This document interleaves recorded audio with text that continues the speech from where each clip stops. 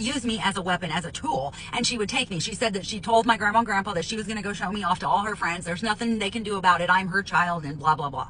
So she said they got in an argument. She grabbed the car seat and took me out, put me in the car. She said she turned out of the driveway and the door flew open and I fell out in my car seat and rolled down into the ditch. Okay. Gee, I don't know why I have back problems today. Oh, I have no clue.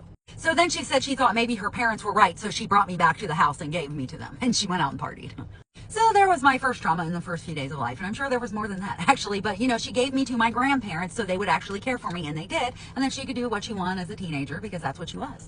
But for the rest of my life until I was 28 years old, she will use that. She used that same situation. She used the same that I am a pawn and she can move me wherever to get the things that she wants. She did that to me my entire life. She got everything she wanted from my grandparents, from my aunts and uncles.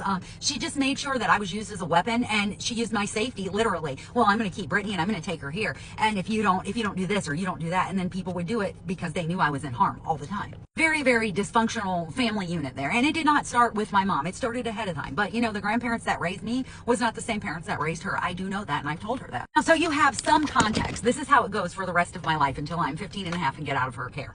So I would be with her Sunday night through Thursday night. So during the school week, I would be with her. And then on Friday, my grandparents would pick me up from school. And then Sunday at like 7 or 8 at night, I would have to go back with her. I would wake up Sunday morning and my stomach would be in a knot because I hated having to go back to her. I hated it. And I spent the entire weekend, every weekend, I spent recovering from the war that I had just been in for the whole 5 days over there. So that's how it worked. That's how my family dynamic worked. And then my grandparents